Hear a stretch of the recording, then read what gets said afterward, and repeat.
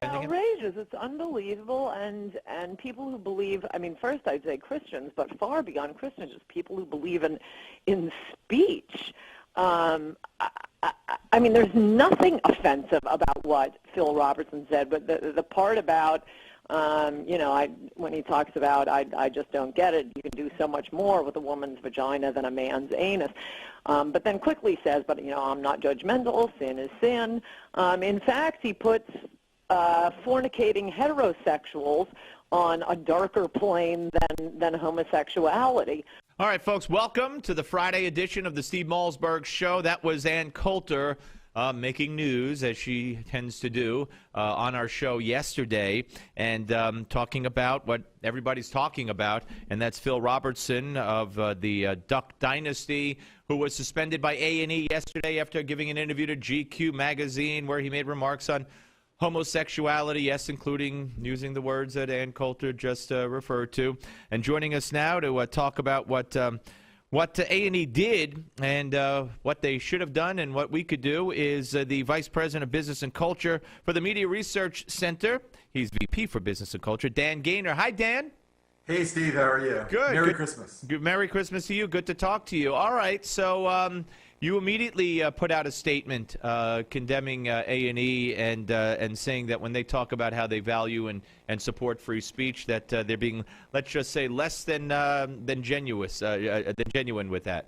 Well, yeah. I mean, remember, media outlets for years have been claiming they're always about free speech. That's how they can get away with putting on all the monstrous, awful things they do.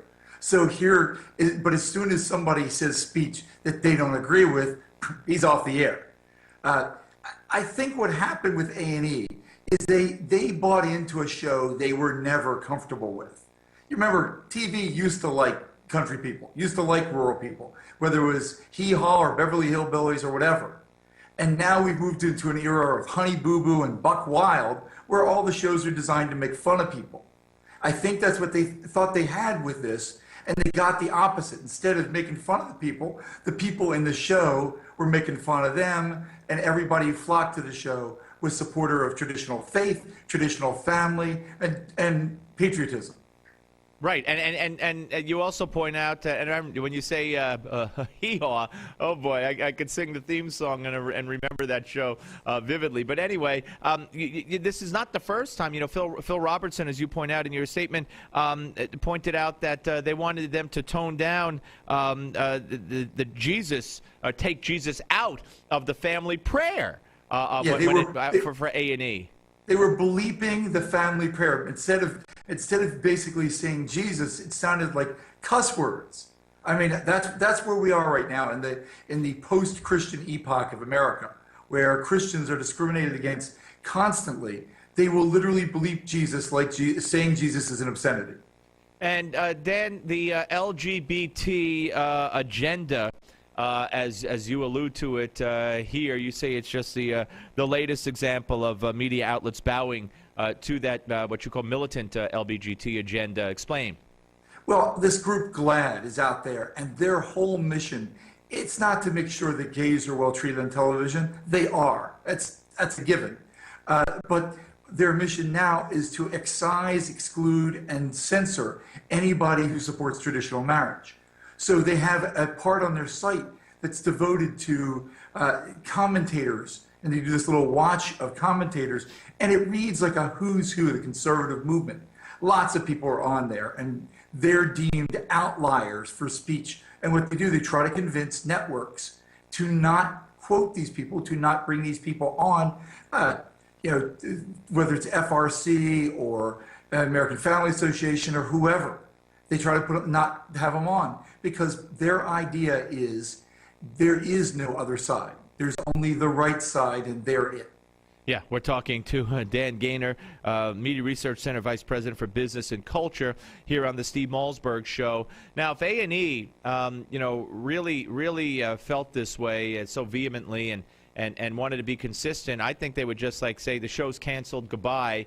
But they're not. They already have a year's worth of shows in the can.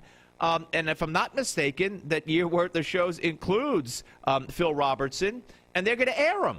So what kind of, I mean, the suspension is despicable, but it's meaningless.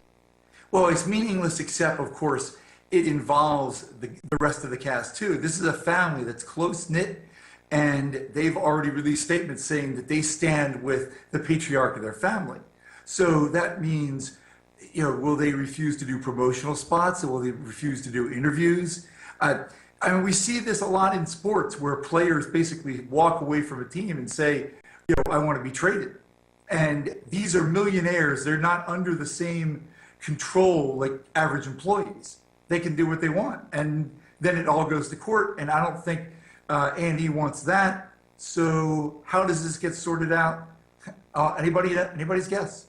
Yeah. And this has started a national conversation where many politicians even have stood up and defended Phil Robertson and his right to say what he said.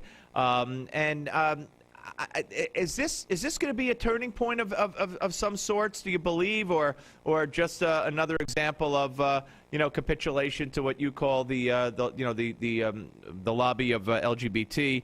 The next one is the next axe is just waiting to fall on the next person who dares to express religious convictions. Well, I don't think this will be the end of that kind of craziness on television, but maybe it's the start of something else where a wide swath of Americans, not just few politically active Americans, but a lot of people understand we've moved into an era where if you're Christian, you are subject to basically being discriminated against in the workforce. Just this week, we saw the Oregon baker who was told by a judge, if you don't bake a cake for a gay wedding, you could go to jail. That's the era we've moved into. And I think a lot of Americans suddenly realize when you can't even talk about your faith, not even on camera, but for an interview or with your friends or at your workplace, then that has got to change. And there's more than 1 million people have signed a petition to bring him back onto the show. Yeah, it's going to be interesting to see. But you're absolutely right. I asked yesterday Wayne Besson, the founder of Truth Wins Out. It's a gay organization. I said, would you also? He was happy with the suspension. And here's what I wanted to show you first. First of all, he also said that I asked him about Al Sharpton, who called Greeks homos, and wanted to know if he thought he should be kicked out or suspended. But put up 21 if we can, real quick. What's his name? Roberts. The guy on MSNBC, Thomas Roberts, who's openly gay, I believe, tweeted out that he didn't think that A&E went far enough. Well, I mean, you can never, no media outlet or a business can ever satisfy the far left. We've gone from an era where the left claimed they wanted tolerance for gays, and the right responded, well, you get tolerance but not acceptance. Then the left has tried to mandate acceptance. And while the rights resisted, we've gone completely to another world. Well, they're now trying to mandate celebration. You either are fully on, you must be pro-gay, activist, wearing the rainbow colors, or we're going to target you. Yeah. All right, listen, Dan, thank you very much, sir. Really appreciate it. Have yourself a great holiday, great Merry Christmas, and we'll speak to you soon.